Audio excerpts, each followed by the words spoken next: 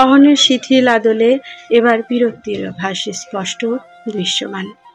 বা হাত দিয়ে ঘাড়টা ডলতে ডলতে বলল, আমি কিছু বললেই দোষ হয় হাসপাতাল কর্তৃপক্ষের। এবার তো স্বীকার করেন আমি আর অয়ন আপনাদের অভ্যাস পেয়েছি। অহনের কথাটা একবার জায়গা মতো লেগেছে। অনিমা আমতা আমতা করে বলল, নিজের বউকে খুঁজে পাচ্ছিস না, আবার হিরোগিরি দেখাতে আসছে। অহন এবার হাল ছেড়ে দিল। এখন কথার পিঠে কথা বললে মায়ের খোঁচা শুনতে হবে, কান পচাবে। তাই গম্ভীর স্বরে বলল, কত কসরত করে একটা বউ জুটালাম, আপনারা তাকে লুকিয়ে রেখে আমাকে প্রশ্নবিদ্ধ করছেন।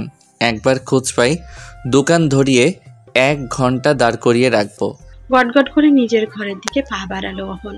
তার মনে পড়ল ছাদটা তো দেখাই হয়নি। শার্টে টপ বাটন দুটো খুলে স্লিপ গোটাতে গোটাতে ছাদের দুয়ারে পা রাখতে শুনল অনুস্বর, আমি ভাবছি অন্য কিছু। একদিকে আমি তোর বান্ধবী, অন্যদিকে আমি তোর ছোট যা। তোদের পিচ্চি বাচ্চা হলে আমাকে কি ডাকবে, খালামণি নাকি চাচিমা? আচ্ছা ভাইয়া তো ম্যাথের টিচার, আবার বলবে না তো কমন নিতে? তাহলে তো হবে খালামণির খা আর চাচিমার চা। তাহলে কি দাঁড়ালো? খাঁচা। ছি, ম্যাথ সাবজেক্টটা কি বাজে। তোরার গম্ভীর আদলে তীক্ষ্ণ চাহনি অনুর বক বক শুনে রীতিমতো হাঁপিয়ে উঠেছে। পড়তে পড়তে একঘেয়েমি চলে এসেছিল, একটুখানি জিরানোর জন্য ছাদে এসেছিল। সে যদি জানতো অনু এসে কানের পোকা নাড়িয়ে দেবে তাহলে আসতোই না। মূল্যায়ন পরীক্ষায় ফেল আসলেও চূড়ান্ত মূল্যায়নে ভালোই ফলাফল এসেছে। 2 দিন বাদে উচ্চ মাধ্যমিক পরীক্ষা, তাই পড়ার চাপটাও বেশি। তার পরীক্ষার জন্যই ক্লাস শেষে বাড়ি ফিরে অহল বাবাকে বলে দিয়েছে তোরার পরীক্ষার পর অফিসে নিয়মিত হবে। তোরার নীরবতা দেখে অনু ফের বলল, তুই এমন রোবটের মতো থাকিস সবসময়। ভাইয়াও রোবট, তুইও রোবট প্রো ম্যাক্স, আর পরবর্তীতে জন্ম হবে লেটেস্ট ফিটেস্ট রোবট ভার্সন। এতক্ষণ চুপচাপ থাকলে এবার তোরা ভরাট কণ্ঠে বলল, ভাই আসলে বলবো তোর ইমিডিয়েট চিকিৎসা দরকার। আমি ড্যাম শিওর তোর ফেল আসবে। তুই বেশি রোম্যান্টিক কিনা? ম্যাথ টিচারের নামে বদনাম হচ্ছে, অথচ ওইদিকে ফিজিক্স টিচারের আপেল গবেষণায় তুই এত রোম্যান্স খুঁজে পাস কিভাবে তা জানার খুব আগ্রহ আমার। কিছু শিখতে হবে, শিখতে চাই। তোরার গোছানো অপমানটা হজম হলো না। অনুর মুখ ভেঙচি কেটে বলল, খাটাস, একদম আমার জামাইরে নিয়ে কিছু বলবি না। নিরামিষ গণিত শিক্ষকের নিরামিষ ছাত্রী, থুক্কু নিরামিষ বউ। তোরা প্রত্যুত্তর করলো না। তোরা বিরক্ত হয়ে উঠে দাঁড়ালো, হাঁটা ধরলো। অনু লাফাতে লাফাতে তার পিছু নিল। দ্রুত পায়ে ছাদের দরজার সামনে সেই থমকে দাঁড়ালো তোরা। অনু দ্রুত গতি হঠাৎ বাধা পেতে সে ইমার্জেন্সি ব্রেক করতে পারলো না। আপাদমস্ত ঘুম খেয়ে পড়লো তোরার পিঠে। তাল সামলাতে না পেরে সামনে দাঁড়ানো মানুষটাকে অবলোকন করতে চেয়েছিল তোরা। দরজার সামনেই আছড়ে পড়লো অহন, তার পায়ের উপরে আধা ভাঁকা হয়ে পড়েছে তোরা। অনু কোনো মতে উঠে দাঁড়াতে ছুট লাগালো নিচে। এক মুহূর্তে থাকলে নির্ঘাত রসগোল্লা এসে পড়বে নরম গালে। তোরা উঠে দাঁড়ালো। হাঁটুর কাছটায় ব্যথা পেয়েছে, চামড়া উঠে এসেছে খানিকটা। হাঁটুর উপর সালোয়ারটা ভেজা অনুভব হচ্ছিল। হাত দিয়ে বুঝলো রক্ত ঝরছে। অহন তখনও পুরোটা বুঝে উঠতে পারলো না। আচমকা ঘটনা কোন দিকে থেকে কোন দিকে প্রবাহিত হলো তা মিলানোর চেষ্টা করছে। সংযুক্ত ফিরল তোরার কথায়। উঠুন না, ব্যথা পেয়েছেন নাকি? হতমত খেয়ে অহন জিজ্ঞেস করলো, কি হলো? মানে কিভাবে হলো? বাংলা ছবি দেখছো নাকি ইদানিং? নায়ক দেখলেই হুমড়ি খেয়ে তার বুকে পড়ার ইচ্ছে ছিল। তাহলে তো বলবো তোমার নিশানা ভুল। হলো না, ধাক্কা খেয়ে আমার বুকে পড়ার শখ মিটল না। অত শত কায়দা করতে হবে কেন? আমার তো অধিকার আছে যখন তখন জড়িয়ে ধরার। বললেই জড়িয়ে ধরতাম। কি দরকার ছিল আমাকে আছাড় খাওয়ানোর? পরশুদিন পরীক্ষা, না পড়ে বরকে জড়িয়ে ধরার ট্রায়াল দিলে পাস আসবে না, ইয়া বড় বড় 0 পেতে হবে। হ্যাঁ, কে তো হাঁটুতে ব্যথা পেয়েছে, তার উপর অহনের কথায় তোরার মুখ থমথমে হয়ে গেল। পেছনে ঘুরে হাঁটা ধরলো। সিঁড়ি পায়ে ফেলতেই বুঝতে পারলো ভালোই ব্যথা পেয়েছে। সেদিকে গা না করে আরেক ধাপ নামতেই কানে এলো সেই শীতল স্বরটা। কিছু বলবে না আমাকে? ঘাড় ঘুরিয়ে একবার তাকালো তোরা, পরক্ষণে আবার সামনে তাকিয়ে হাঁটা ধরলো। ফের আদেশ এলো মলয়ম স্বরে, দাঁড়াও। চলন্ত পদচড়া গতি স্লোত হলো। সেই আদেশ যেন শিরোধার্য। অহনে গিয়ে সে তোরার সামনে দাঁড়ালো, গভীর পর্যবেক্ষণ করে বলল, তোমাকে অভিমানিনী রূপে বেশ লাগে, যেন সদ্য ফোটা রক্তজবা। তুমি অভিমান করবে আর আমি তোমায় দেখব। বিশ্বাস করো, কখনো ক্লান্ত হব না। তোমার মান ভাঙাবো উল্টো। তোরা আরেক পা এগিয়ে এলো, আরেক পা পুরো দূরত্বটা ঘুচিয়ে দাঁড়ালো। দুজনের নিঃশ্বাসের উষ্ণতা ছুঁয়ে দিচ্ছে দুজনকে। তোরা দৃঢ় কণ্ঠে বলল, আপনি মান ভাঙাবেন বলেই তো আশকারা পাই। মায়াবী হাসির অধিকারিণী মানুষটা এবার তোরার দুই গালে হাত রেখে বলল, আমি বাড়াবাড়ি রকমের ভালোবাসার বুলি আওড়াতে জানি না কুইন। আমি আগলে রাখতে চাই আপনাকে। নিজের হাত জোড়া অহনের হাতের উপরে রেখে তোরা বলল, আমি ভরসা করি, বিশ্বাস করি। তোরাকে নামতে না দেখে অনু ফের দ্রুত বেগে ছুটলো ছাদের দিকে। অহন আর তোরাকে দেখে চোখ বন্ধ করে চেঁচিয়ে বলল, আমি কিছু দেখিনি, দেখতে চাই না। অনুর স্বরধ্বনি কর্ণকুহরে আসতেই তোরা সরে দাঁড়ালো। কিছুটা লজ্জাবোধ করলো তার। অহনের ভাবান্তর হলো না। কপালে পড়ে থাকা চুলগুলো হাতের আঙুল চালিয়ে পেছনে সরিয়ে বলল, দেখলেও আহামরি পাপ হওয়ার কথা না। ছোট মানুষ বড়দের দেখেই তো শিখবে। দুটো বাক্য উচ্চারণ করতেই নিচে নেমে এলো, ফের দুই কদম পিছিয়ে বলল, দুটোই পড়তে যাও, আর 1 মিনিটও যেন দাঁড়িয়ে থাকতে না দেখি। অনু চোখ মুখ খিচে দাঁড়িয়ে রইল। অহন যে তাকে শুদ্ধ সুন্দরতম ভাষায় গুছিয়ে অপমান করেছে তা বুঝতে একটু কষ্ট হয়নি। তার ভাসুর তার সব কথা শুনেছে, এটা নিশ্চিত হলো। অনু এবার ঠোঁট উঁচু করল, বাহ, কেমিস্ট্রি ক্লাস ভালোই চলছিল। নিজের কপাল দোষে এখন গণিতের গোমরামুখ স্যারের ক্লাস করতে হবে। অনুর বাচ্চা মতে অহন নামতে নামতে অয়ন যে এই মেয়ের কাছে বারবার ঘায়েল হয় তা প্রতিদিন নতুন করে বুঝতে পারছে সে। এই মেয়েটাকে ছোট্ট ভাইয়ের বউয়ের চেয়ে ছোট বোনের মতো ট্রিট করতেই তার ভালো লাগে। কোনো মোটেই ভয় পায় না অহনকে। যখন তখন সেও ছোট বোনের ন্যায় হাবদার করে বসে। অনুর মুখ ভার করে ফেলে বলল, চল পড়তে বসি, নইলে পদার্থবিদ এসে আবার ভাষণ দিবে। তোরা ঠোঁট টিপে হাসলো। অনুর মাথায় আলতো করে টোকা দিয়ে নিচে নেমে এলো। অনু নামলো পিছু পিছু। অনু ঘরে গেলেও তোরা রান্নাঘরের দিকে এগোলো। চুলায় চায়ের জন্য পানি বসিয়ে শাশুড়ির ঘরে গেল। স্বাভাবিক স্বরে শুধালো, জেঠিমা, কি নাস্তা বানাবো? তোরার কথা শুনে অলিমা চোখ গরম করে জবাব দিল, তোকে নাস্তা বানাতে কে বলছে? এক্ষুনি পড়তে যা, নাস্তা বাইরে থেকে আনবো। কথা বাড়ালো না তোরা। মুচকি এসে শাশুড়ি ঘর ছেড়ে আবার রান্নাঘরে এলো। আদা চা বানিয়ে 2 কাপ ঢেলে 1টা কাপ দিয়ে গেল অনিমাকে। মিষ্টি হেসে তোরার গালে হাত রাখিয়ে দিল। তোরা মিষ্টির আশিটা উপহার দিল শাশুড়িকে। অন্য চায়ের কাপটা নিয়ে অহনের ঘরের দিকে এগোলো।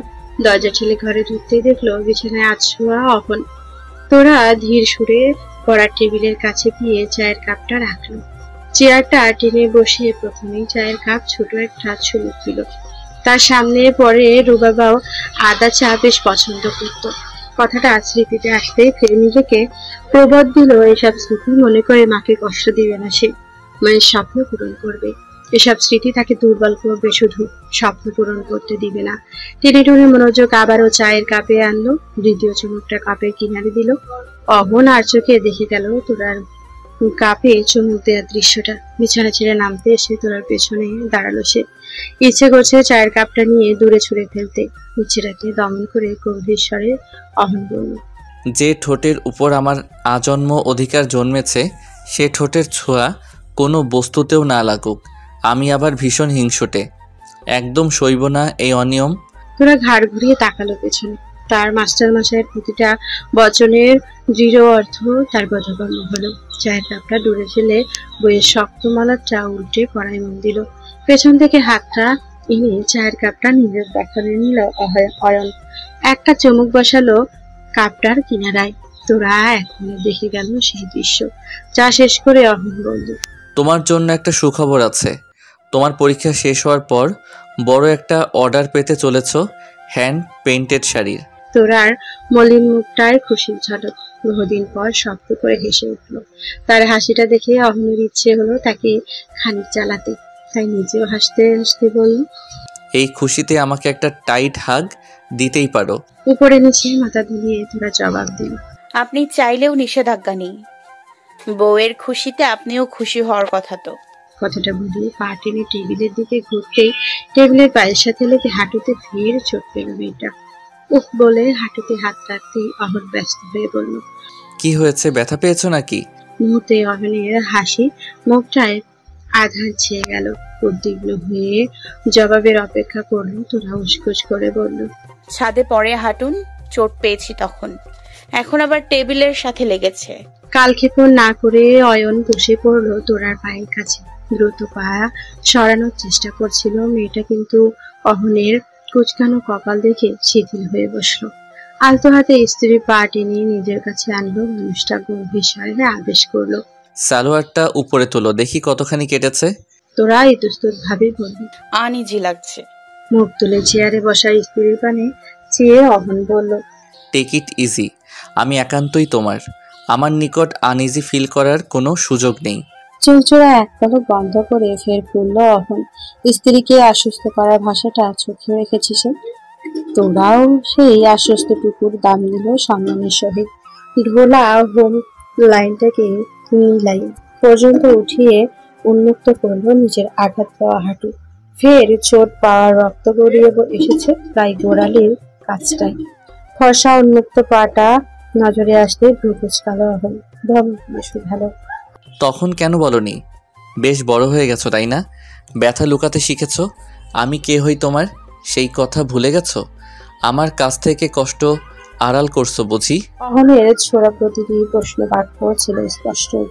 ততস্থ পায়ে অ্যান্টিসেপটিক লিকুইড আর জীবাণুনাশক অয়েন্টমেন্ট আনলো কোনার টেবিলের ড্রয়ার থেকে।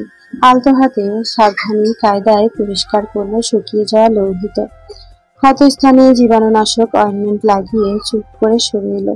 বিছানায় বসে স্বাভাবিক স্বরে বলল, এখানে এসো। ওখানে বসলে পায়ে ভাঁজ পড়লে ব্যথা পাবে। তোরা যেন এরই অপেক্ষায় ছিল। কথাটা কানে আসতেই বইপত্র নিয়ে এক প্রকার দৌড়ে দিয়ে বসলো অয়নের পাশে। মুখ ভার করে বলল, প্যাসেজ নারেশন ভালো মতো পারছি না। হাত বাড়িয়ে বইটা নিল অহন। ইশারা করলো খাতা বের করার জন্য। তোরা মনোযোগ দিল পড়ায়, কিন্তু টিচার যদি হয় নিজের প্রিয় মানুষ, তখন মনোযোগ পড়ার চাইতে মানুষটাতে বেশি আটকে থাকে। তাই অহনের সাবলীল ভাষায় বোঝানোর আত্মস্থ করতে পারলো না তোরা। চোখ ডলতে ডলতে বলল, সুন্দর করে পড়ান, কিছু বুঝছি না। অহন হাসলো স্ত্রীর কথায়। দুই পাশে মাথা নাড়িয়ে বলল, পড়ায় মন দাও, সহজে বুঝবে। ডান দিকে ঘাড় কাত করে সায় জানালো তোরা। অহন গাল টেনে বলল, গুড গার্ল। পরীক্ষা নিয়ে তোরা চাপা উৎকণ্ঠা। আহামরি ভালো ছাত্রী সে নয়, তবে অনেক পড়তে হয়, তবেই মনে আটকায়। মাঝে মধ্যে আবার গুলিয়ে ফেলে, হুটহাট ভুলে যায়। কাক ভোরে জেগে হয়ে নামাজটা আদায় করেই পড়াটা শেষবারের মতো পড়ে নিয়েছে। বারবারই ইংলিশে ভয় তার। ভয়ে গলা শুকিয়ে এলো, চেহারা স্বাভাবিক রেখেছে তার মনের এপিটোপিট, কাউকে জানতে নারাজ সে। কলেজে শুভ্র পোশাকটা গায়ে জড়িয়ে আয়নার সামনে দাঁড়ালো। বুকটা হু হু করে কেঁদে উঠল। রুবাবা থাকলে বারবার মনে করিয়ে দিত প্রবেশপত্র ঠিকঠাক রেখেছে কিনা, কলম পেন্সিল ফাইলে রেখেছে কিনা, জামা কাপড় ইস্ত্রি করা আছে কিনা, পড়া ঠিকঠাক হয়েছে কিনা। চোখ মুছে টেবিলের সামনে আসতেই তার দিকে ফাইলটা বাড়িয়ে ধরলো অহন। গলার স্বরটা সর্বোচ্চ শীতল করে বলল, প্রবেশপত্র, রেজিস্ট্রেশন কার্ড, কলম, পেন্সিল, ইরেজার, শার্পনার আর রুলার আছে। আইডি কার্ডটা গলায় ঝুলাও। মন শান্ত রেখে লিখবে, তাড়াহুড়ো করবে না। প্রশ্নের সমাধান বাদে অন্য কোনো চিন্তা বা স্মৃতি যেন স্নায়ুতে প্রবেশ না করে। নিজের প্রতি আস্থা রেখে লিখতে হবে। তোমার জন্য কাকিমা চিন্তা করত, পরীক্ষা এলে দোটানায় থাকতো তাই না? তোরা এবার শব্দ করেই কেঁদে উঠল। দুই হাতে শক্ত করে জড়িয়ে ধরল সামনের মানুষটাকে। তার বুকে মুখ লুকিয়ে কাঁদলো সময় নিয়ে। অহন এক হাতে ফাইলটা ধরে অন্য হাতে স্ত্রীকে নিজের বুকে আগলে রেখে বলল, তোমার জন্য এই মানুষটারও চিন্তা হয়, উচাটন থাকে মন। তোমার এত বড় পরীক্ষা, অথচ আমি সাথে যেতে পারছি না। তুমি পরীক্ষা দিবে আর আমাকেও হলে থাকতে হবে। অয়নকে পাঠাচ্ছি তোমার সাথে।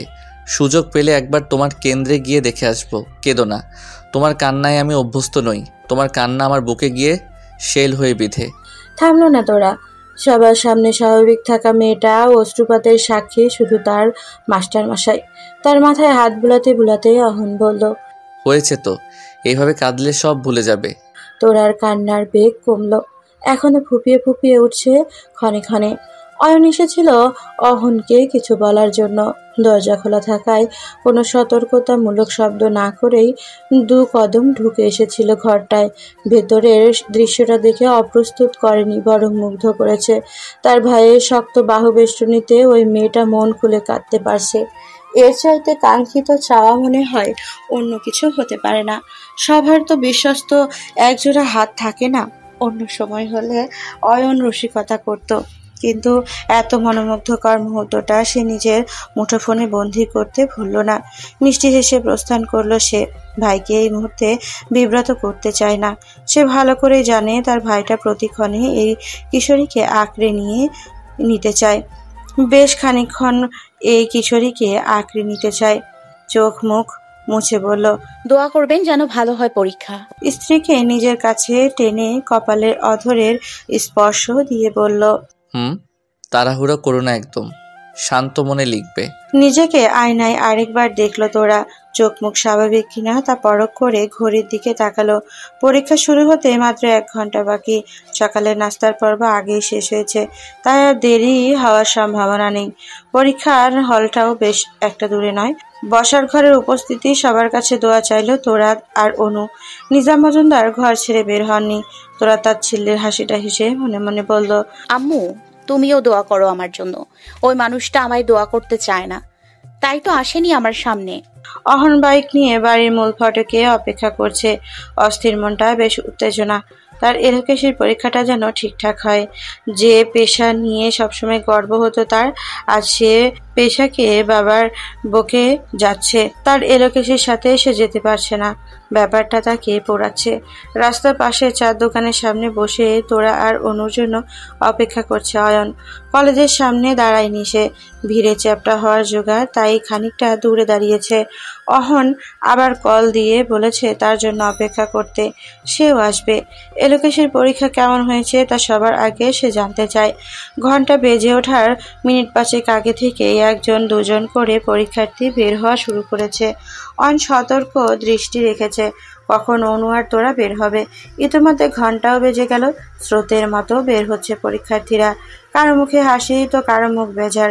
অয়ন হাত উছিয়ে ঘড়িটা দেখে নিল। ভেতর থেকে এখন আর কোনো পরীক্ষার্থী বের হচ্ছে না। অনেকক্ষণ আগেই কেন্দ্র খালি হয়ে গেছে।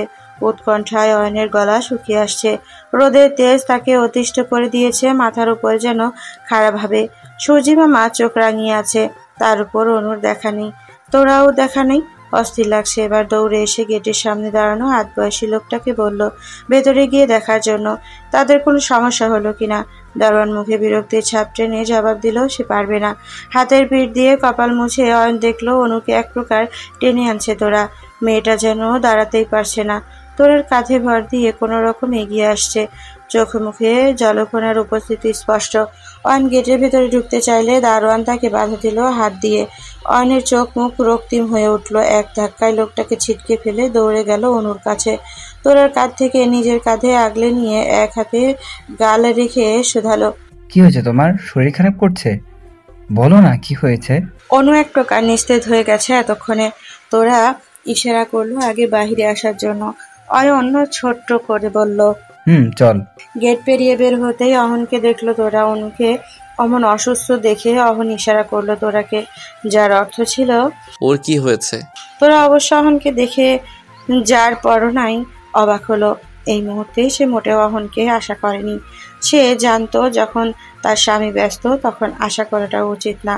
অপ্রত্যাশিত প্রাপ্তি সর্বদা সুন্দর। তোরা ঠোঁটের কোণে মিষ্টি হাসি এগিয়ে এসে বলল, বলছি পরে। অহন ঘাড়ে হালকা কাত করে চোখের ইশারায় বোঝালো, ঠিক আছে। অয়নের উৎকণ্ঠা দেখে অহন এগিয়ে এসে শুধালো, ডাক্তার কাছে নিয়ে যাবি নাকি? মনে তো হচ্ছে বেশি অসুস্থ। অয়ন ছলো ছলো চোখ জোড়া নিয়ে ভাইয়ের পানে তাকালো। তখন নিভু কণ্ঠে বলল, কাছে পিঠে কোনো হাসপাতাল নিয়ে যাই, কি বলিস?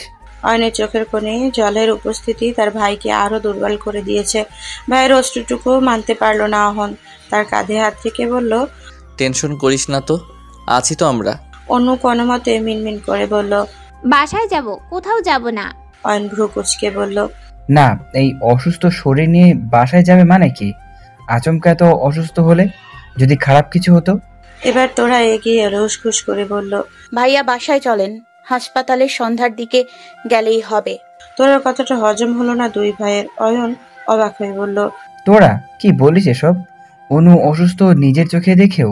অহন ইশারা করে চুপ করে বলল, তোরাকে। সে থামলো না, বরং দ্বিগুণ জোরে বলল, বলছি তো বাসায় চলেন, কিছু হয়নি। অয়ন নিজেকে যথাসম্ভব সংযত করে জবাব দিল, তোরা বাসায় চলে যা, আমি একাই ওকে হ্যান্ডেল করতে পারবো। আমি বুঝতে পারছি তুই টায়ার্ড। অয়নের কথা শুনে আচমকা তোরা অনুর দিকে তাকিয়ে ঠোঁট কামড়ে হাসার চেষ্টা করলো। কথার মর্মার্থ তার ছোট মনে বড় দাগ কেটেছে। অহন ভাইয়ের কথা শুনে তোরার পানে চাইল। ভাইয়ের উপর সূক্ষ্ম অভিমান হলো। তার এলাকে সে এমন বিদ্রুপ না করলেও পারত।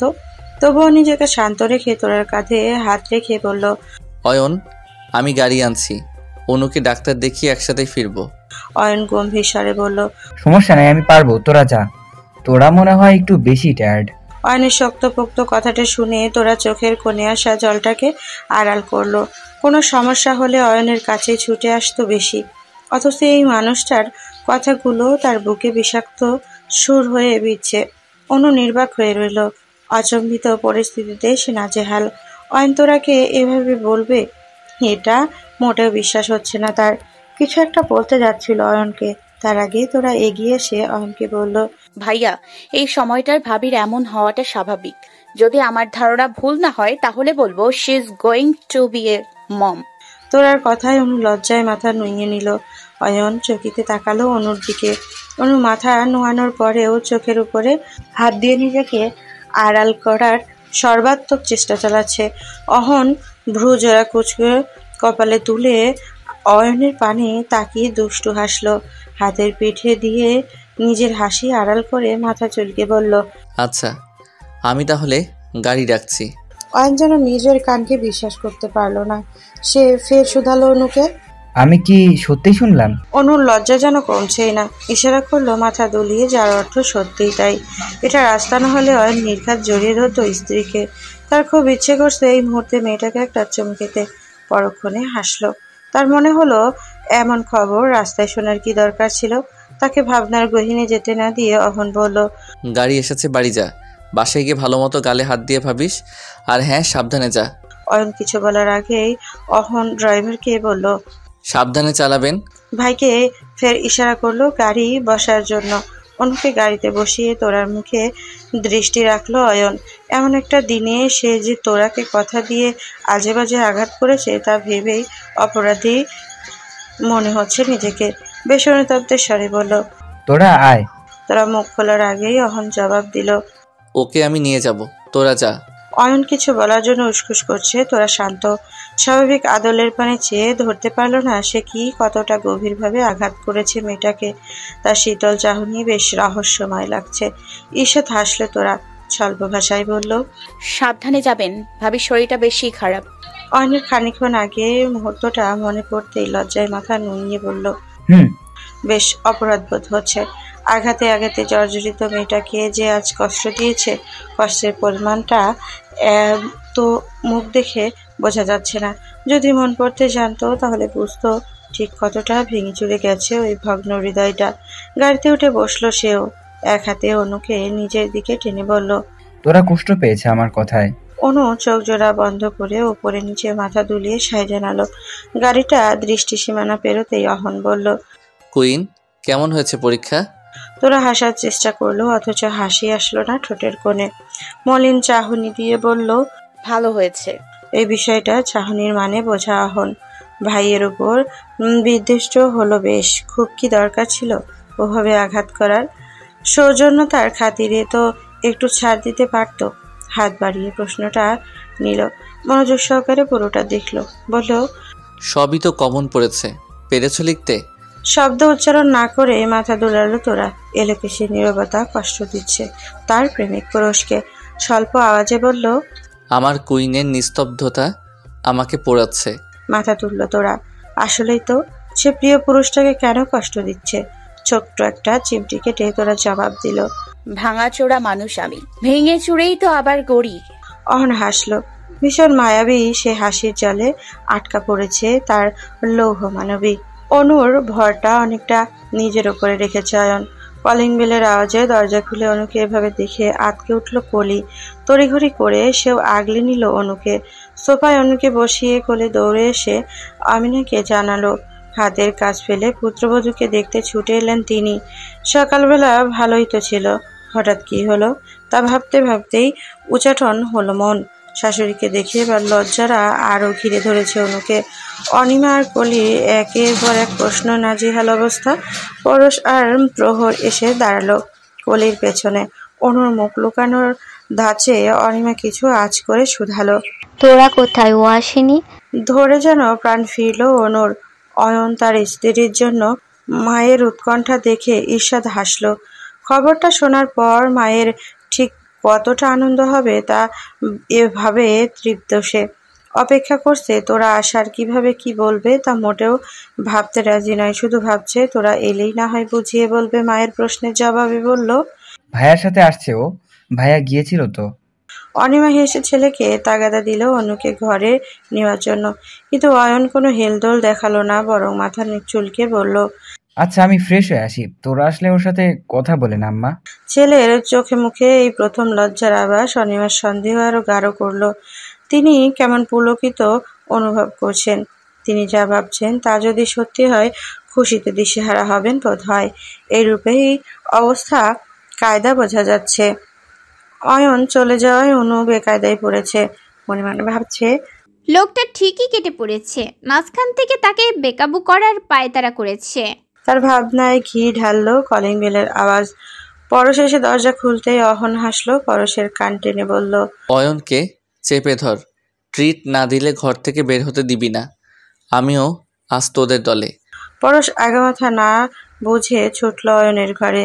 বাহির থেকে দরজা আটকে বলল, এদিকে আগে পিছে চিন্তা না করে প্রহরও ছুটল পরশের তালে তাল মেলাতে। আদতে তারা জানেও না তারা কিসের ট্রিট চাইছে। অয়ন ভেতরে থেকেই পাল্টা জবাবে বলল, ওর মতো বড় ভাই না থেকে 100 শত্রু থাকাও ভালো। নিজে না পেরে ছিনতাইকারী লেলিয়ে দিয়েছে। অয়নের সজোর কণ্ঠধ্বনি শুনে সবাই হাসলো। উন্মুখ হয়ে আছে কারণ জানার জন্য। তোরা সদর দরজা পেরিয়ে প্রবেশ করতেই অনিমা প্রশ্ন ছড়ল, কি হয়েছে অনুর? ডাক্তার দেখাসনি? তোরা অনুর দিকে তাকিয়ে মিষ্টি হাসলো। সে কি বলবে, কিভাবে বলবে, কিছুই ভেবে পাচ্ছে না। অহন এক দৃষ্টিতে তাকিয়ে তার স্ত্রীর পানি যে দেখতে চায় তার এলাকায় সে কিভাবে খবরটা জানায় সবাইকে। এদিকে সেদিকে তাকিয়ে তোরা বেশ উসকুস করছে। অবশেষে মনস্থির করলো যা হবার হোক, সে সরাসরি বলেই দেবে। এদিকে তোরা ঋতুস্ততায় অহন বেশ হাসি পাচ্ছে। হাসি লুকানোর জন্য নিজের ঘরে যাওয়াটাই সবচেয়ে নিরাপদ মনে হচ্ছে তার। যেই ভাবা সেই কাজ। উঠে হাঁটা ধরলো নিজের ঘরটার দিকে। সিঁড়ি দ্রুতভাবে অতিক্রম করতেই কানে এলো তোরার স্বর, ভাবি সব গোছানো চাল চলন এলোমেলো করার সময় ঘনাচ্ছে হয়তো। রাত জেগে কারোর কান্না থামানোর সময় এগিয়ে আসছে। তোরার কথার মানেটা ধরতে অনিমা খানিকটা ভাবলো। কলিও চোখ জোড়া ছোট ছোট করে কথার মর্ম বুঝলো। এক গাল হাসলো সে। কিভাবে গুছিয়ে বলে মেয়েটা। ঘাড় ঘুরিয়ে তাকালো অহন। তার শীতল দৃষ্টি স্ত্রীর পারে নিবদ্ধ।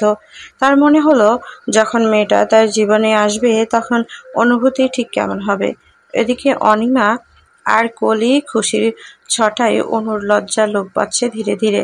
যতটা লজ্জা সে পাচ্ছিল তোরার কথায় তা উড়ে গিয়ে ভালো লাগতে শুরু করেছে। কতটা কাঙ্ক্ষিত সংবাদ তার জীবনে। অনিমা তো খুশিতে কেঁদেই দিয়েছে। অনুকে বুকে জড়িয়ে বলল, সন্ধ্যায় তৈরি থেকো, ডাক্তারের কাছে যেতে হবে তো নাকি?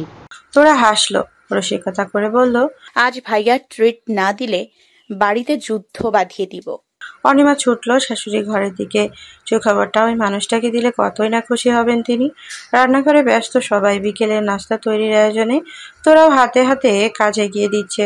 অন্য এক পাশে দাঁড়িয়ে মুখ গোমরা করে সবার কাজ দেখে যাচ্ছে। তাকে কেউ কোনো কাজে হাত লাগাতে দিচ্ছে না। তোরা চা বানিয়ে সবে কাপে ঢেলেছিল। কানন আর নিজাম মজুমদারের চিৎকার ভেসে আসলো সবার কানে। হাতের কাজ রেখে সবাই দৌড়ে গেলেও তোরা নির্বিকার। সে জানে ঘটনার আপাদমস্তক একটা সময় শোনা গেল, চরিত্রহীনের মতো কাজ করেছো, কয়েকটা দিন সহ্য হয়নি? তুমি আমায় বিয়ে করে আমার জীবনটা ধ্বংস করেছো, নির্লজ্জ লোক। তোমার কাজের খেসারত কেন আমি দেবো?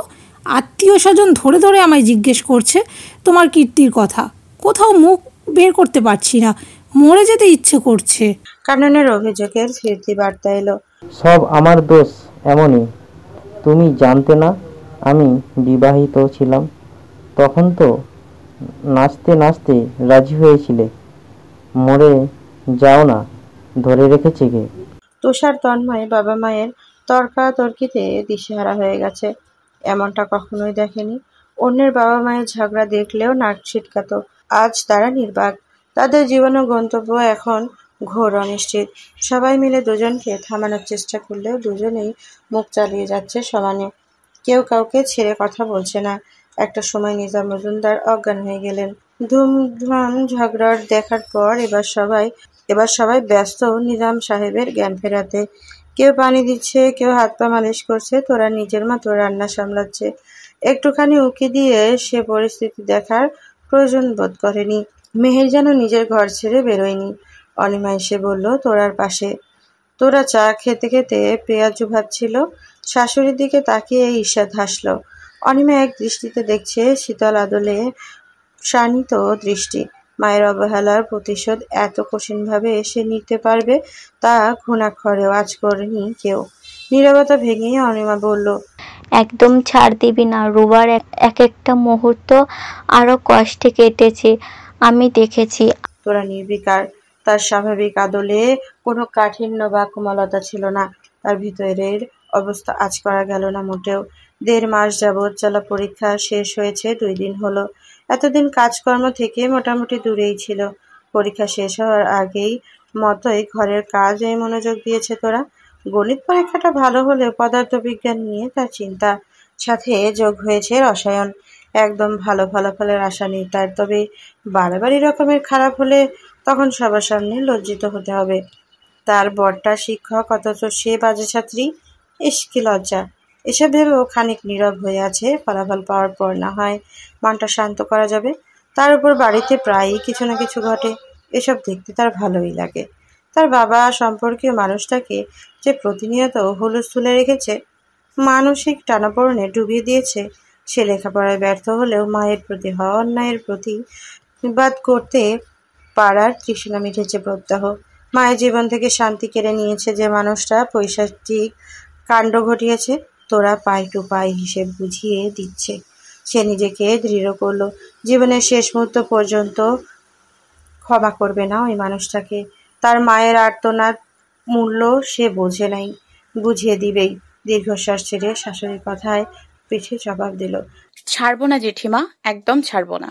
আমার আম্মু যতটা কষ্ট নিয়ে চলে গেছে ততটুকু না পারলেও কিছুটা হলেও ফিরিয়ে দিব ওই মানুষটাকে। নিজের হিসাব চাই না জেঠিমা, মায়ের অধিকারের ক্ষুদ্রাতি ক্ষুদ্র হিসেবেও বুঝে নিব। একদম ছাড়বো না। ছেলের বউকে বুকে টেনে নিল অনিমা। আম্মু বলতে পারিস না? জেঠিমা তো আগে ছিলাম, এখন কি মা হতে পারবো না? তোরা হেসে দিল। মাথা চুলকে বলল, বলবো। শাশুড়ি বউয়ের খুনসুটির পাল্লায় ব্যাঘাত ঘটল কলিং বেলের শব্দে।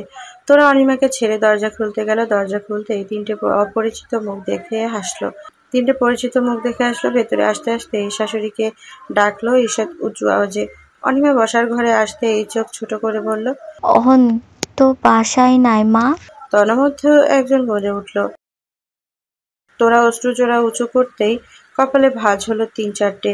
ভ্রু কুঁচকে বলল, আমাকে কি বলবেন আপু? আমি কিভাবে কি করতে পারি? নাতাশা বসতে বসতে বলল।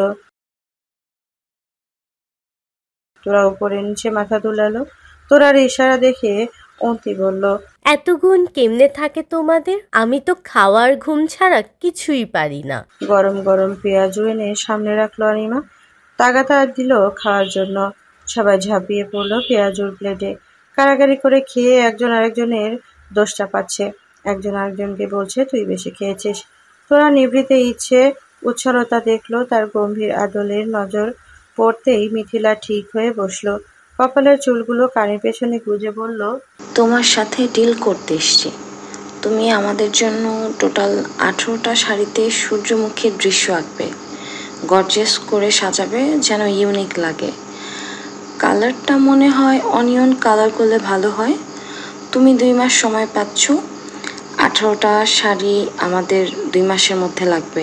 তোরা উপর নিচে মাথা দুলিয়ে অল্প ভাষায় শুধালো। উপলক্ষ কি? মানে উপলক্ষে করব এটা বললে আমার ডিজাইন করতে সুবিধা হবে। অন্তি পেঁয়াজু চিবোতে চিবোতে জবাব দিল। রিউনিয়ন, কত শত হাজার মানুষ হবে, তার মধ্যে আমাদের same dress, same colour, same design, সবাইকে তাক লাগিয়ে দেয় যেন।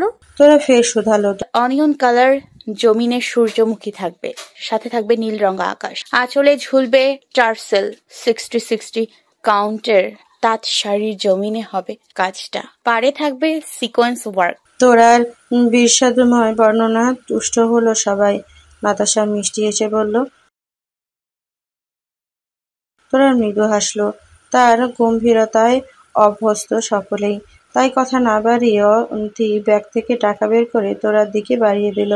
মোলায়েম স্বরে বলল, অ্যাডভান্স হাফ পেমেন্ট, বাকি টাকা শাড়ি নেওয়ার সময় দিব, মানে যতটুকু টাকা বাকি থাকবে। হাত বাড়িয়ে টাকাটা নিল তোরা। তার মৃদু কম্পন অনিমার দৃষ্টি এড়ালো না। তোরার বুকের ভেতরে হাতুড়ি পেটার শব্দ করল। কর্ণে প্রবেশ না করলেও তার হঠাৎ নিভে যাওয়া খেয়াল করলো উপস্থিতি সকলে। তোরার মন কাঁদছে। এই দিনটা তার মা চেয়েছিল দেখতে। মনের কান্নাটা সকলকে দেখাতে নারাজ সে, তাই তো মনের কান্নাটাকে কঠোর নিষেধাজ্ঞা আরোপ করেছে, যাতে চোখের কোণে তার রেশ না আসে। আরো খানিক আড্ডা দিল তারা। একটা সময় আগন্তুকেরা চলে গেল। তোরা তখনও টাকাগুলো ঘুরিয়ে ফিরিয়ে দেখছে। এই টাকাগুলো যদি কিছুদিন আগেও আসতো, তবে মা হয়তো সাহস পেত মেয়েকে নিয়ে আলাদা থাকার। একে একে পুরনো দৃশ্য ভেসে এলো তার মানসপথে। এইসব দৃশ্যগুলি ছিল মায়ের প্রতি হওয়া ঘোর অপমানের প্রতিচ্ছবি। অনিমা এগিয়ে এসে তোরার মাথায় স্নেহের হাত ছোঁয়ালো। ঘোর কাটল মেয়েটার। জোরপূর্বক ঠোঁটের কোণে হাসি রেখা টেনে বলল, আজ আম্মুকে মনে পড়ছে খুব। এই দিনটার জন্য কত অপেক্ষা ছিল। ঘন্টা এসছে সময় মতো। আম্মুও চলে গেছে নির্দিষ্ট নিয়মে। ঘটনা দুটোই ঘটেছে, তবে সম্পূর্ণ হওয়ার সময়টা আকবাজ হয়েছে। একে অন্যকে সাক্ষাৎ দিতে চায়নি। অনিমার চোখে জলকণা দৃশ্যমান। তিনি তাদের মোছেননি। বোনের মতো করে যাকে আগলে রেখেতেন, তাদের ছেড়ে আজ বহুদূরে। রাতে খাবারের পালা শেষ করে ঘরে এলো অহন। ছোট ছোট চিরকুটগুলো দরজার পাশের দেওয়ালটায় কেউ আটকে দিয়েছে। ঘাড় ঘুরিয়ে পেছনে তাকিয়ে একগাল হেসে বলল, কুইন, আপনি কি জেলাস? তোরা মুখ তুলে বলল, একদম না। আপনার সুন্দরী ছাত্রীরা প্রেমপত্র দিয়েছে, আপনি যত্ন করে তুলে রেখেছেন, আর আমি সদ্য ব্যবহার করলাম। অহন ঠোঁট টিপে হেসে বলল, বাহ, ঘরময় প্রেমপত্র, কি চমৎকার। তোরা নির্লিপ্ত। তার সূক্ষ্ম অভিমানটা ধরতে পারল অহন। এলোকেশিকে একটু জ্বালানোর জন্য গুনগুন করে কান ধরল। তোরা আর চোখে তাকাতেই কাঁধ উঁচিয়ে ইশারা করলো, ভাবখানা এমন। আমি কি করেছি? তোরা মুখ ভার করে বারান্দায় চলে এলো। বারান্দায় দাঁড়িয়ে আকাশ দেখতে অভ্যস্ত মেয়েটার চারিদিকে ভ্যাপসা গরমেও আকাশের দৃশ্যটা মনকে শান্তি দেয়। এক মনে আকাশ পানে দৃষ্টি রেখেছে সে। পুরো শরীরের সাথে নিজের ছোট্ট শরীরটা স্পর্শ পেতেই বুঝল তার মাস্টারমশাই তার পেছনে আছে। আকাশ থেকে দৃষ্টি সরাতেই দেখল শতানু পুরুষটার বলিষ্ঠ হাতজোড়া তার দুই পাশের বেষ্টনী মতো করে রাখা আছে। হাতগুলো ভর দিয়েছে চিকন রেলিংয়ে। তোরা শীতল স্বরে বলল, মাস্টার মশাই, আমার ওড়নাটা আলমারিতে তুলে রেখেও সেদিন মিথ্যে কেন বলেছিলেন? ওপাশে জবাব আশা করছিল তোরা। কোনো জবাব না পেয়ে কোনোই দিয়ে গুঁতো মেরে ফেললো ফের। মাস্টার মশাই। সমন্বিত ফিরল অহনের। তবুও সে নীরবতা আলিঙ্গন করলো। সেই বেষ্টনীর বলয়তেই তোরা ঘুরে দাঁড়ালো মুখোমুখি। রেলিংয়ের দেয়ালে পিঠ ঠেকিয়ে বলল, আজকে ঠিক করে রেখেছেন আপনি নীরব থাকবেন? অহন হাসলো। হাত জোড়া এবার উঠে এলো স্ত্রীর কাঁধে। মুখটা খানিক নিচু করে বলল, ভালোবাসি। সমস্ত প্রশ্নের এ যেন একটাই সমাধান। তোরা ঘাড় কাত করে হাসলো। হাত বাড়িয়ে তার ব্যক্তিগত পুরুষটার চুল ঠিক করে দিল। তার হাতটা নিজের হাতের দখলে নিল অহন। অন্য হাতটা তার এবার স্ত্রীর নির্মেদ কোমরে নামিয়ে বলল, পুরো দমে এলোমেলো করে রেখেছো আমাকে ঠিক করবে না? তোরা এক চুটকিতেই ধরতে পারলো মর্মার্থ। মিষ্টি হেসে বলল, আমি বারবার দায়িত্ব নিতে চেয়েছি মাস্টার মশাই, আপনি বরং নিজেকে সরিয়ে রেখেছেন আমার জিম্মা থেকে। স্ত্রীর আকণ্ঠা সমর্থনে রীতিমতো চমকালো অহন। পুরুষদের প্রতি মেয়েটার বিধিষ্ট ভাব দেখেই তো এতদিন নিজেকে সংযত রেখেছিল।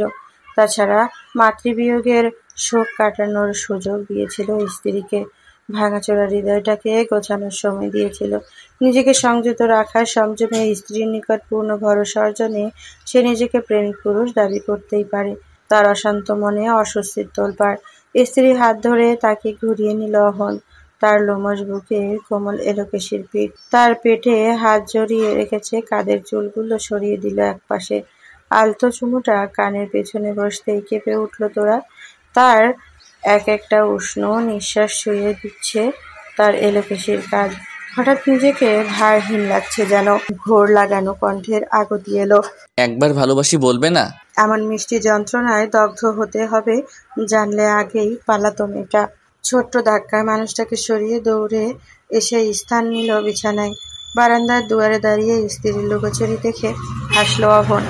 দৃঢ় কদমে এগিয়ে এলো, চোখ দাদানো আলোটা বন্ধ করে নিঃশব্দে বিছানায় এসে বসলো। অন্ধকার হাতড়ে শীতল স্বরে বলল, অভিযোগ করলে ঠিকই, তবে এখন কেন পালাচ্ছ? আমার তরফ থেকে কোনো জোর নেই কুইন, আমি অনন্তকাল অপেক্ষা করতে রাজি। আধারের গায়ে হাত দিয়ে বাড়িয়ে অহনকে জড়িয়ে ধরল তোরা। সে চায় না মানুষটাকে তার অপেক্ষা করাতে। অপেক্ষার অবসান একদিন না একদিন তো হতেই হবে। সেই ক্ষণটা আজ আসুক। বুকে জড়ানো পরিটাকে নিজের করে পেতে আর কোনো দ্বিধা রইল না। নিকষ আধারটা সাক্ষী হলো পবিত্র ভালোবাসার। আজানের শব্দে ঘুমটা হালকা হলো অহনের। বিছানার বাপাসটা হাতড়ে তোরাকে না পেয়ে বিছানা ছাড়লো দ্রুত। ঘরে দরজা বন্ধ পেয়ে বারান্দার দিকে এগোতে কাঙ্ক্ষিত মোহনীয় দৃশ্যটা নজরে এলো। একপাশে হেলে ভেজা এলো চুল মুছতে ব্যস্ত তোরা। ঠোঁটের কোণে হাসি টেনে ধীর কদমে এগিয়ে এসে একবার তার পেছনে এসে দাঁড়ালো অহন। অনেকটা ছুঁই ছুঁই অবস্থা। চুল মুছে তোরা মাথা ঝাঁকিয়ে চুল পেছনে নিতে ডান মুখ সরালো অহন। তার এলোকেশির চুলগুলো তার গাল ছুঁয়ে নেমে এলো। তাওয়ালটা মেলে দিয়ে পেছনে ঘুরতেই তোরার ছোট্ট হৃদয়টার সংঘর্ষ হলো বলিষ্ঠ পুরুষটার বুকের সাথে। ভ্রু কুঁচকে চোখ ছোট করে বলল, এভাবে দাঁড়িয়ে আছেন কেন? আমি ভয় পেয়েছি। অহন নিশ্চুপ। নিজের ইচ্ছে দমন করার নীরব যুদ্ধে মেতেছে নিজেই। এলোকেশির স্নিগ্ধ আদল ফোঁটা জলকণা ছুঁয়ে দেবার তীব্র বাসনা জেগেছে তার। বা হাতের আঙ্গুল চালিয়ে এলোমেলো চুলগুলো পেছনে ঠেলে শীতল স্বরে বলল, তোরা ঠোঁটের কোণে মায়াবী হাসি। সবে চোখ খুলেছে কিছু বলার জন্য, তার আগেই তার গোলাপি চিকন ঠোঁটজোড়া দখল নিয়েছে অহনের পুরুষালী উষ্ণ আধযুগল। তোরা মুহূর্তটাকে সর্বোচ্চ সঙ্গ দিল। নিজের মানুষটাকে অনুভব করছে কাছ থেকে। তার হাতটা অহনের পিঠে রাখতেই সমন্বিত ফিরল অহনের। স্ত্রীর কপালে উষ্ণ ছোঁয়া একে বললেন, একেবারে কিলার লুকে আমার সামনে এসো না কুইন। যখন তখন মাথায় চুমুর ভূত চেপে বসে। বিশ্বাস করো, আমার কোনো দোষ নেই, আমি নিতান্তই ভদ্রলোক। তোরা শীতল চাহনির সহ্যরা হালকা প্রশস্ত করে বলল, তবে আজ থেকে দাদুর সাথে ঘুমাবো, তাহলে আর আমাকে দেখা লাগবে না। অহন আর্তনাদ করে উঠল, একদম অত্যাচার করো না কুইন, তুমি আমার কত সাধনার ফল তুমি জানো না। এভাবে বলো না, অ্যাটাক হয়ে যাবে। তোরার মুখ বাঁকিয়ে বলল, সত্য বললেও দোষ। আচ্ছা, বললাম না। অহনের গাঢ় চাহনি স্ত্রীর কাঁধে নিচে বিউটি বোনের ওপর। অপলক চাহনিতে অদ্ভুত ঘোর। খানিকক্ষণ চোখজোড়া বন্ধ করে বলল, নিজেকে ঘুমটার আড়ালে ঢাকো কুইন। তোমার সৌন্দর্যে আমি শুধু বশই হচ্ছি না, বরং নজরের সংযম হারাচ্ছি। তোরা এবার শব্দ করে হেসে দিল। হাসির তোরে এতটাই ছিল যে মেয়েটা মেঝেতে বসে পড়ল। অহন নিষ্পালক দেখছে সেই অকৃত্রিম হাসি। কত মাস পর এই হাসিটা দেখলো। নিজের বুকে হাত চেপে বলল, আজ আমাকে পাগল না বানিয়ে ক্ষান্ত হবে না, তাই না? তোরা কোনো মতে হাসি চেপে বলল, ভদ্রলোক মাস্টার মশাই অভদ্র হয়ে গেছে বেশ। ঢ্যাড্র পিটিয়ে বলবো। স্ত্রী খিলখিল করে হাসিটা নয়ন ভরে দেখল অহন। মনে প্রাণে প্রার্থনা করলো তার প্রতিটা প্রভাত যেন এমনই মোহনীয় হয়। এই ছোট্ট পরিটার ঠোঁটে হাসির কোনো খামতি যেন না থাকে। এমন মুহূর্তে আকুল আবেদন সৃষ্টিকর্তার নিকট। হাত বাড়িয়ে তোরাকে টেনে তুলে বলল, নিষ্ঠুর রমণী তুমি, কোথায় একটা চুমু খেয়ে আমাকে ভোরের স্নিগ্ধতা উপহার দিবে তা নয়, উল্টো আমাকে নিয়ে হেসে লুটোপুটি খাচ্ছে। তোরা এগিয়ে এসে শক্ত করে জড়িয়ে ধরল অহনকে। নিজের মাথাটা অহনের বুকে ঠেকিয়ে বলল, আপনি বড্ড জ্বালাতন করছেন মাস্টার মশাই। গণিত শিক্ষক থাকবে গম্ভীর, অথচ আপনি এত সুন্দর কেন? প্রতিদিন প্রেমে পড়ি। গণিত শিক্ষকের মগজের শুধু সূত্র কিলবিল কিলবিল করে, কিন্তু আপনি মানুষটা এত ভালোবাসা পাগল কেন? অহন হাসল, গলা নামিয়ে বলল, একদম গণিত শিক্ষক বলে অপবাদ করবে না কুইন। গণিত শিক্ষকরা কি রোমান্স জানে না নাকি? তোরা ফের হাসিতে ফেটে পড়ল। এই মানুষটা তাকে হাসাতে জানে, কারণ অকারণে হাসাতে পারে, সময় অসময়ে আগলে নিতে জানে। মানুষটাকে আঁকড়ে সে বাঁচতে চায়, খুব করে বাঁচতে চায়। দেখতে দেখতে কখন যে ক্যালেন্ডারের পাতা দুবার ঘরে গেলেই টেরই পাওয়া গেল না। রাত দিন এক করে 18টা শাড়ি অর্ডার হ্যান্ড ওভার করতে পেরেছে তোরা। অহনের উপস্থিতিতেই শাড়িগুলো দিতে পেরেছে। এই শাড়িগুলোর বাকি টাকা পেয়ে অহনের বুকে মাথা রেখেই মায়ের স্মৃতি হাতড়ে কাঁদছিল মেয়েটা। হিসকি তুলে কেঁদেছিল। কালে ভদ্রে কান্না করা মেয়েটাকে একদম কান্না থামাতে চায় না অহন। সে চায় মেয়েটা কাঁদুক, বুকের সব দুঃখ ওজাড় করে কাঁদুক তার প্রশস্ত বুকে। 2 হাতে শক্ত বন্ধনে আবদ্ধ হয়ে কাঁদুক। দিনটা শুক্রবার। রিইউনিয়ন উপলক্ষে দল বেঁধে হাজির হচ্ছে সবাই যার যার মতো হাজির হলেও অন্তিদের 18 জনের দলটা হাজির হয়েছে সেম ডিজাইন সেম পার্টনারের শাড়িতে। প্রায় 4500 পুরাতন ছাত্রছাত্রীর ভিড়ে অন্তিদের 18 জনের ইউনিক লুক নজর কেড়েছে অনেকের। তাদের ম্যাচিং শাড়ি তাদের দলটাকে পুরো ভিড় থেকে আলাদা করে চেনা যাচ্ছে। তারা অপেক্ষা করছে কখন অহন আসবে তাদের দলটা নিয়ে। পুরো কলেজে তাদের 25 জনের দলটা ছিল সবার পরিচিত। আড্ডা দেওয়া থেকে শুরু করে কলেজের সর্বত্র ছিল বন্ধুমহলের সুনাম। এত বড় বন্ধুমহল পুরো কলেজে আর কারো ছিল না। মিথিলা তার ছোট্ট আদরকে নিয়ে এসেছে, কেউ সন্তান এনেছে তো কেউ জীবনসঙ্গী নিয়ে এসেছে। অপেক্ষার প্রহর কাটিয়ে অহন স্ত্রীকে উপস্থিত হলো। বাইক স্ট্যান্ড করে ভর দিয়ে পার্কিং জোনে রাখলো। তার পেছন পেছন আসলো মিরনের বাইক। একে একে জোভান, নিহাল, মর্তুজা, দিহান, তৌফিক, নিবিড় এর বাইক ছুটছে পরপর। তাদের পুরো দলটাই মোটামুটি কর্মজীবনে সফল।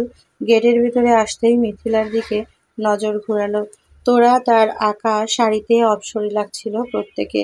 25 জনের দলটায় প্রায় 4 বছর পর পুনর্মিলনী ঘটল। একে অন্যের সাথে খোঁজ গল্পে মাতলেও অহন মত্ত ছিল তোরাতে। মেয়েটা এক কদম হাঁটলেও আঠার মতো লেগেছিল সে। নাচে গানে মত্ত সকলে যখন চারিদিকে মুখরিত করে তুলেছে, তখনই ঘটল অনাকাঙ্ক্ষিত ঘটনা। আকস্মিকভাবে কেউ একজন তোরাকে বিশ্রী ইঙ্গিত করে বসে। দপ করে মেজাজ চড়ে বসে তার। তবুও নিজেকে শান্ত রেখে অনাকাঙ্ক্ষিত পরিস্থিতি এড়াতে অহনের পাশে চুপটি মেরে দাঁড়িয়ে রইল। কিন্তু তাতেও কি থেমে অপর পাশের বখাটেপনা? জোরে সোরে শীষ বাজিয়ে চিৎকার করে বলে। কথাটুকু বলেই তার দিকে উড়ন্ত চুমুর ইশারা করল। তোরা মুখ ঘুরিয়ে নিয়ে মেজাজ সংযত করে স্থান পরিত্যাগে উদ্যত হলেও অহন মানল না। লম্বা লম্বা পা ফেলে ছেলেটার মুখোমুখি এসে দাঁড়িয়ে বলল, ও আমার বউ, সরি বল ওকে, এখনই সরি বল। অহনের কথা শুনে ছেলেটা হো হো করে হেসে উঠল। ব্যঙ্গাত্মক স্বরে বলল, ছেলেটার প্রত্যেকটা বাজে ইঙ্গিত বুঝতে পারল অহন। নিজের মেজাজের নিয়ন্ত্রণ আর নিল না। ধরাম করে ঘুষি বসিয়ে দিল নাক বরাবর। এলোপাথারি কিল ঘুষিতে নাজেহাল করে তুলল ছেলেটাকে। তার সাঙ্গপাঙ্গরা এগিয়ে এসে অহনকে রুখতে চাইলে মিরন হাজির হয়েছে। মর্তজা, দিহানরাও এগিয়ে এসে শুরু করে দিল সামনাসামনি লড়াই। আচমকা মারামারিতে সবাই ভয় পেয়ে এক পাশে সরে গেছে। ততক্ষণে তোরা রক্তচক্ষু নিয়ে তখনও তাকিয়েছিল ছেলেটার দিকে। তার নাক মুখ দিয়ে যখন উষ্ণ তরলটা গড়িয়ে এলো তখন এগিয়ে এলো সে। শীতল চাহনি দিয়ে যখন অহনের সামনে দাঁড়ালো তখনই আগুনে জল ঢালার মতো দমে গেল মানুষটা। গম্ভীর স্বরে বলল, পুঁতে দিব ওকে, বিশ্বাস করো। আমার জিনিসে চোখ দিয়েছে, চোখ উপড়ে নেব। 2 পাশে মাথা দুলিয়ে শান্ত হওয়ার ইশারা করলো মেয়েটা। ততক্ষণে পরিস্থিতি শান্ত করার জন্য অনেকেই এগিয়ে এলো। আশেপাশের সবাই কানাঘুষা করছে, ইস, এমন একটা বর আমরা কেন পাই না? এভাবে হিরোর মতো আমাদের জন্য কেউ মারামারি করে না কেন? অহন ঘন ঘন শ্বাস টেনে বলল। তোর সাথে বোঝাপড়া পরে করবো, একদম ছাড় নেই তোর। অহনের অগ্নিমূর্তি এবার আড়ষ্ট হলো ছেলেটা। এগিয়ে এসে বলল, তোরা মুখ ঘুরিয়ে অহনের হাত টেনে সরে এলো অন্য পাশে। আবার শুরু হলো গান। থমকানো পরিবেশটা শীতল হলো ক্রমে। আশপাশ থেকে কেউ কেউ মিথিলাকে শুধরাচ্ছে, তারা শাড়িটা কোথা থেকে খরিদ করেছে। সবার ইশারা তোরার দিকে এগিয়ে এসে তারা ভাব জমাতে চাইলো কিশোরী মেয়েটার সাথে। কেউ কেউ তো তার কন্ট্যাক্ট নাম্বারটাও চেয়ে বসলো। তার স্বপ্নের দ্বারপ্রান্তে ধীরে ধীরে এগিয়ে এসেছে সে। সোশ্যাল মিডিয়ায় শেয়ার করা পূর্ণমিলনী ছবিতে বেশিরভাগ প্রশ্ন ছিল, শাড়িটা কোথায় পাওয়া যায়, এমন শাড়ি কোন জায়গায় পাওয়া যাবে। সব প্রশ্নের জবাবে মিথিলার উত্তর ছিল, এলোকেশে সে কন্যা, মিষ্টি মেয়ে রেহনুমা মজুমদার, তোরা। ছোট্ট এই মেয়েটার স্বপ্ন পূরণের হাতে খড়ি হলো অহনের হাত ধরে। তার স্বপ্নের পথে ধাপে ধাপে এগিয়ে যাওয়ার ক্ষণটাও শুরু হলো তবে বছর ৩ বাদে। একজন সফল উদ্যোক্তা হিসেবে মনোনীত হলো রেহনুমা মজুমদার তোরা। নিজের উদ্যোগে দুস্থ মহিলাদের কর্মসংস্থানের ব্যবস্থা করা সেরা উদ্যোক্তার পুরস্কারটা বিরল তার ঝুলিতে। শত শত মানুষের ভিড়ে অডিটোরিয়াম প্রতিধ্বনি হলো, রেহনুমা মজুমদার তোরা, আপনাকে অনুরোধ করা হচ্ছে মাননীয় প্রধানমন্ত্রীর হাত হতে শ্রেষ্ঠ উদ্যোক্তার পুরস্কার গ্রহণের জন্য। মাঝ সারিতে চেয়ারে ছেড়ে ছোট্ট শিশুপুত্রকে নিয়ে মঞ্চের দিকে এগিয়ে যাচ্ছে এলোকেশী তোরা। মঞ্চে উপস্থিত হয়ে সর্বক্ষমে ঘোষণা করলো, আমি পুরস্কার গ্রহণের পূর্বে সেই মানুষটাকে আমার পাশে চাই, যার একনিষ্ঠ সমর্থনে আমি আজ এই মঞ্চে। অডিটোরিয়ামে ঘোষিত হলো, আরিয়ান মজুমদার অহন, best friend of Rehnuma Majumdar. টেলিভিশনের পর্দায় একযোগে সবাই দেখছে তোরার পুরস্কার গ্রহণের মুহূর্তটি। শিশুপুত্র আহান মজুমদার কোলে নিয়ে অহনের পাশে দাঁড়ানো। তোরার হাস্যোজ্জ্বল ছবিটা দেখে দীর্ঘশ্বাস ছাড়লেন প্যারালাইসিস আক্রান্ত হুইল চেয়ারে বসে থাকা নিজাম মজুমদার। মেয়ের নীরব প্রতিশোধের আঁচ সহ্য করতে না পেরে হার্ট অ্যাটাক করেছিলেন তিনি। বেশ কিছুদিন আইসিইউতে চিকিৎসাধীন ছিলেন, সম্পূর্ণ সুস্থ হতে পারেননি। শরীরের ডান অংশ অবশ হয়ে প্রাকৃতিক প্রতিশোধের রোষানল পূর্ণ হলো যেন। এই অবস্থায় তিনি অনুভব করছেন তিনি নিজের কৃতকর্মের ফল পাচ্ছেন। তোরাও নিজের কথা রেখেছে, নিজের লড়াইয়ে এক চুলও ছাড় দেননি। তার টুকরো টুকরো প্রতিশোধের আজ এখনো বহাল রেখেছে সে। মায়ের প্রতি করা অবহেলার প্রতিশোধ বলে কথা, ছাড় নেই বিন্দু পরিমাণও। পুরস্কার গ্রহণের পর্ব শেষ করে বাড়ি ফিরতেই ছোট্ট হিমেল এসে আঁকড়ে ধরল তোরাকে। বড়মা বড়মা বলে কোলে চড়ার বায়না ধরেছে বেশ। অনু এগিয়ে এসে ছেলেকে থামানোর যত চেষ্টাই করলো, কাজের কাজ কিছুই হলো না। ছোট থেকেই ছেলেটা তোরার নেওয়াটা হয়েছে। একে একে সবাই ঘিরে ধরেছে তোরাকে। মেহেরজান মোলায়েম স্বরে বললেন, আমার রুব্বা দূর থেইকা দেখতাছে, দোয়াও করতাছে দাদু। চোখের জল লুকাতে নিজের ঘরে ছুটল তোরা। সেখানে পৌঁছাতেই দেখলো অহন দাঁড়িয়ে তার অপেক্ষায়। অভ্যাসবশত ওই প্রশস্ত বুকটায় ঝাঁপিয়ে পড়ল তোরা। সময় নিয়ে কাঁদলো মায়ের স্মৃতি মনে করে। কান্না থামিয়ে মুখ তুলতেই খোপার বাঁধন আলগা করে দিয়ে অহন বলল, কুইন, তোমার বিন্যস্ত কেশের বাঁধন আলগা করো, তোমার মতোই মুক্ত হতে দাও তাদের।